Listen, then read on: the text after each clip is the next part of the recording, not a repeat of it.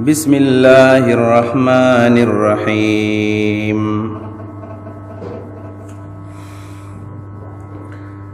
يخادعون الله والذين آمنوا وما يخدعون إلا أنفسهم وما يشعرون في قلوبهم مرض فزادهم الله مرضا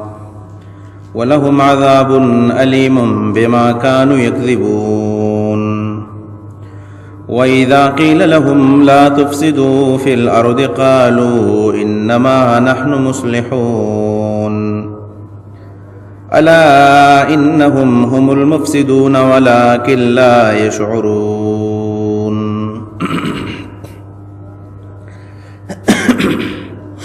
يخادعون الله والذين آمنوا. پتیر آیت مبارک کی ومن الناس من یقول آمنا باللہ وبالیوم الآخر وما هم بمؤمنین. د منافقت معنا وشولا داغی اقسام بیان شو. پرون یو قسم پاتې شوی چې موږ ویل چې منافقت په درې قسمه باندې دی. یو منافقت اعتقادي دی، نفاق اعتقادي چې یو سړی د عقیدې کافر وي، منافق وي. دویم نمبر منافقت عملی چې د نفاق څومره علامې په احادیث مبارکو کې راغلي دي هغه په چا کې وي، دې ته ویل کېږي منافقت عملی او نفاق عملی. دریم نمبر هغه د منافقت شکی او نفاق شکی او منافق شکی. شکی منافق چاته وي؟ شکی منافق د هغه منافق دی چې دا په شک کې دی او دا په دې چانس کې پروت دی چې څه کېږي. او دا منافقان لکه مولانا مودودی رحمه الله ویلی دي، نور علماء لیکلي دي چې دا منافقان په مکه معظمه کې، دا نور منافقان خو په مدینه کې، خو دا منافقان په چانس کې پراتو چې ګورو چې نبی علیہ الصلوۃ والسلام څه کوي. نو که رسول الله صلی الله علیه وسلم بالفرض غالب شو، موږ به د ملګرتیا وکړو، او که غالب نشو نو بس اسیم په موږ ایمان نه راوړی، ایمان مخکاره کړی نه دی، لہذا په ځای باندې و خبره پاتې شي. نو دا مسله شولا چې منافقتو دا په درې قسمه باندې دی. د آیت نمبر 9 کې الله فرمایي د منافق بل صفت سره یخادعون الله، دوکه ورکوي الله تا، والذین آمنوا اغه خلق له دوکه ورکوي آمنو چې ایمان راوړی دی، وما يخدعون دین دوکه کوي الا انفسهم مگر خپل ځانونه دوکه کوي، وما يخدعون دوکه نور کوي دوی الا انفسهم مگر خپل ځان نه دوکه ور کوي، وما يشعرون دین پويږي چې موږ ځان دوکه کوو، دین پويږي چې موږ ځان دوکه کوو. دې آیت وګوره، په دې مبارک آیت کې د منافقانو یو څو صفاتونه بیان کیږي. نمبر 1 صفت دا ده چې دی الله له مسلمانانو له دوکه ور کوي. یو صفت په دې کې دا ده، منافق بده ته وي چې دا بټول مر دوکه بازي. دویم نمبر دا ده صفت ده چې عدم شعور، په دې کې شعور هم نشته ده، شعور پکې نشته، یعنی په دې کې عقل نشته. که عقل پکې وي نو دی بچاله دوکه نه ورکوله. دا دو مسلې په دې مبارک آیت کې بیانېږي. یخادعون، خادع یخادع مخادعه، دا باب مفعله ده، دا غسته شوی دی د خداع نه. خداع څه ته ویل کېږي؟ او د خداع په لغت کې یو معنا ده پټول. خداع پټول. منافق هم دغه شان دی، خپل کوپر پټي، خپل منافقت پټي او خلکو د داخ کار کوي چې زه صحیح مسلمان یم. او دویم نمبر د خداع معنا د فساد. خداع فساد ته ویل کېږي. کم سړی چې دوکه کوي نو دا په اصل کې فساد کې فسادي دی. امام قرطبي رحمه الله د خداع تعریف کړی دی چې خداع څه ته وایي. اوی چې ان تعمل بما امرك الله به وتطلب غيره وتطلب به غيره. ان تعمل بما امرك الله به وتطلب به غيره، دا معنا ده چې الله رب العالمین تا ته د یو کار د کولو حکم کړی دی، نو ته هغه کې، خو مراد دې داغه نه بل دی، مراد دې داغه نه بل دی. لکه دا کار منافقانو کو،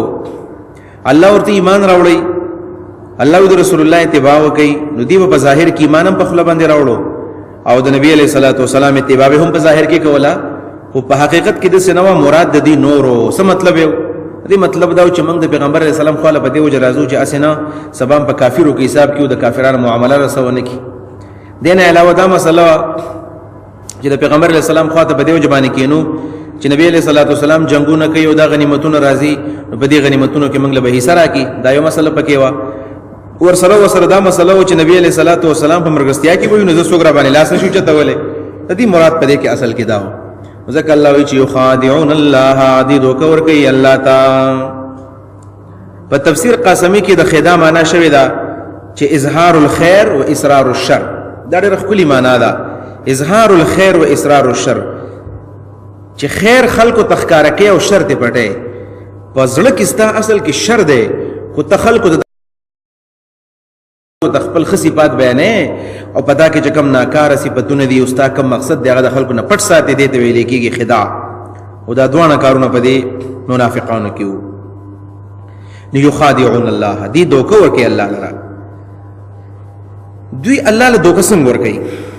یخادعون الله دی الله له دوکه ور کوي الله له خودي دوکه نشي ور کولای نو داغي جواب واورا یخادعون الله دی دوکه ور کوي الله لرا یعنی دوکه ور کوي الله لرا بزامهم په خپل ګمان کې الله له دوکه نشي ور کولای الله له بسنګ دوکه ور کوي دا سوال جواب یاد کا یخادعون الله دی دوکه ور کوي الله لرا بزامهم په خپل ګمان کې نور الله له دوکه نشي ور کولای یو دویم نمبر د دې معنی دا ده چې په دې مبارک آیت کې یو لفظ حذف ده حذف د مضاف د څه ده یخادعون الله ای یخادعون رسول الله دې د الله رسول دوکه ور کوي دا رسول لفظ پکې حذف شو یخادعون الله دې دوکه ور کوي د الله رسول لرا د الله رسول په غیب خو نه پويږي او رسول نبی علیہ السلام تعالی بیا نمونم خود نبی خو په جندل خودی به نبی علیہ السلام دوکه ور کوله چې موږ ستا متبعین یو موږ ستا ملګری یو او په اصل کې دوی مسلمانان نو یخادعون الله دې دوکه ور کوي د الله رسول لرا یو دا معنا دریم نمبر دلته کې علما معنا لیکل دا چې یخادعون ذکر د مخادعه د مراد مخالفت ده دا معنا وکا یخادعون الله یخالفون الله دا معنا بغوی کړل معلم التنزیل کې یخادعون الله هادي مخالفت کې د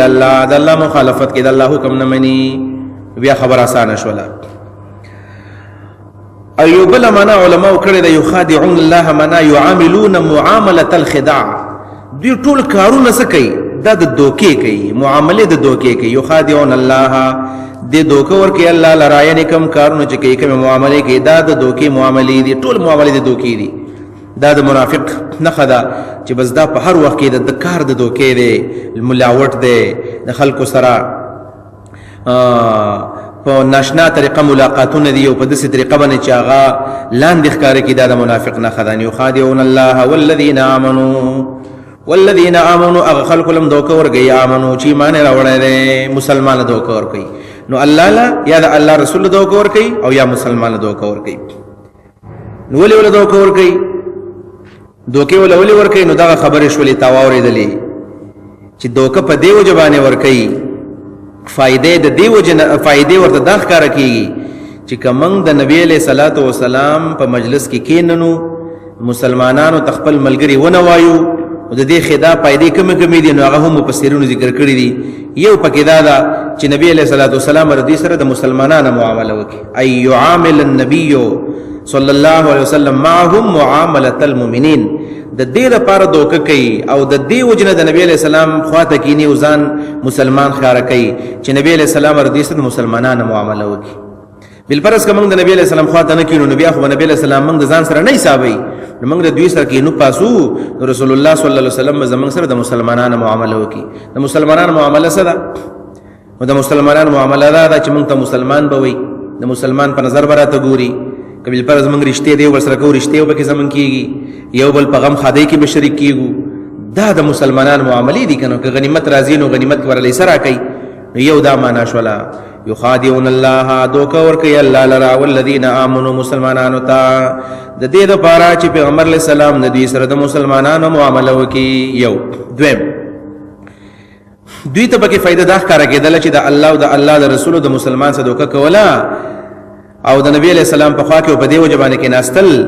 چې رسول الله صلی الله علیه وسلم او دارنګي مسلمانان بخپل رازونه دوی تخکار کی رازونه بخکار کی ان پیغمبر مجلس کې ناشتي د مسلمانانو مجلس کې ناشتي نو نبی علیہ السلام یا مسلمانان بس خبر وکي او سراز بخکاره کی نو اغراض وزر عالمه او خپل ملګرو ته بیا اوټ کملان دي برادي واذا لقل الذين امنوا امنا واذا خلوا الى شياطينهم یا التتل او دا رازونه بیا اوټ کول ځکه خو نبی علیہ السلام حذیفه ابن یمان ته دا خودلیو چې سبا غره دوی خپل رازونه ښکار نه کوي دا به دا رازونه ښکار کوي او د منافقانو ته يهوديانو ته به وخی نو د دې وجه نه بدی دوکا کولا. دریم نمبر علما وی دوکې په دیو جوانه کولا او د نبی علیہ السلام مجلس کې په دیو جوانه کې ناستل چې دی په غنیمت کې تم ساتلا چې نبی علیہ السلام خورس پورس جنگونه دي کنه ذکر رسول الله صلی الله علیه وسلم چې کله مدینه ته لاړو په مدینه منوره کې نبی علیہ السلام اتلسم میاش باندې جنگونه شروع کړل ویش غزوات نبی علیہ السلام په خپل جون کې وکړه 27 غزوات او په دې کې نه حدث جهادونه دي چې نبی علیہ الصلوۃ والسلام بنفس نفیس باغ کې شرکت کړي دي یعنی تور راغسته دا میدان جنگ ته وتلې دي او د مجاهدینو مشرعه کړي دا نه جنگونه په کې داسې دي او د دې سره سره یو بل فائدہ دي تداخ کړي دله دوکې په دې وجبانی کولات چې دی با په دې طریقه باندې د نبی علیہ الصلوۃ والسلام نه محفوظ شي د نبی علیہ السلام نه بس شي محفوظ بشي یعنی کہ نبی علیہ الصلوۃ والسلام کافر وجنی نو موږ خو کافر نه یو ځکه چې موږ د نبی علیہ السلام په خوا کې کینو نو رسول الله صلی الله علیه وسلم موږ نه وجنی او موږ ته محافظت او حفاظت راکې نو یخادعون الله دوکه ورکې الله لرا والذین آمنوا مسلمانانو ته وما يخدعون الا انفسهم وما يشعرون وما يخدعون الا انفسهم دین مخکې یو خبر علمی واورا لا يخادعون باب مفاعله دا خادع يخادع مخادعه او دا باب مفاعله یو خصوصیت او یو صفت دا ده چې په دې کې مشارکت او اشتراک د جانبین نه وي نو يخادعون الله بد خپل لغوي معنی دا ده چې دی الله له دوکه ور کوي او کوي ولي اللهم دوکه ور کوي دا سوال دی یو جواب دا دی چې يخادعون دلته په معنا د يخدعون باندې ده مزید په معنا د مجرد باندې د معنا وکا یخادعون الله ان يخدعون الله دي دوکه ورکی الله لرا نو باب مفعلا په معنا د فتح يفتح باندې خدع يخدع فتح يفتح باب دی. دویم نمبر عبد الله ابن عباس ویلو کنو منګه اول کې د قران تفسیر منهج تفسیر بیان کړو چې موږ د قران تشریح په سبا نه کوو په قران باندې کوو نو تاسو راواله وای آیت نمبر 142 د سورته النساء نو بیا خبره آسان شي آیت نمبر 142 سورة النساء خجی دادے ان المنافقین یخادعون اللہ یقین دوکا ورکی اللہ لرا وهو خادعهم اللہ دویل دوکا ورکی دلتا کی اس یخادعون پخپل مانا بنے والا زکر منافقان اللہ لدوکا ورکی او الله تعالی دوی له دوکه ور کوي و اذا قاموا الى الصلاه قاموا كسالى کله چې مونستودريږي سس پس ودريږي يراؤون الناس خلق دزان خي ولا يذكرون الله الا قليلا الله نه دې مگر ډېر لګي یادې په دې ځکه دارال چې دی الله له دوکه ور کوي او الله دوی له دوکه ور کوي نو الله څنګه دوکه ور کوي اول خدا معنا چې آیا الله دوکه کوي نو جواب دار دې سوال ته حاجت نشته چې موږ دا سوال وکړو ځکه دا بی ادبی ده هو الله تعالی صفت دې نو دې باره کې دو قسمه مسلک یاد کا یو مذهب او مسلک د متقدمین علما او دي متقدمین علما دا وایي چې په قران کې الله چې د ځان د لپاره کوم صفت بیان کو هغه صفت بیانوا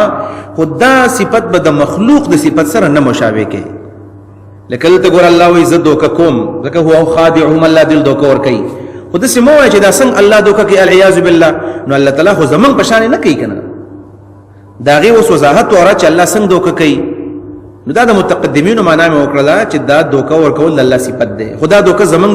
زمنګ دوکه په شان دی نه دا کم چې موږ ست فراډ وایو ست دوکه وایو او متأخرین علما و چې دلته کې دا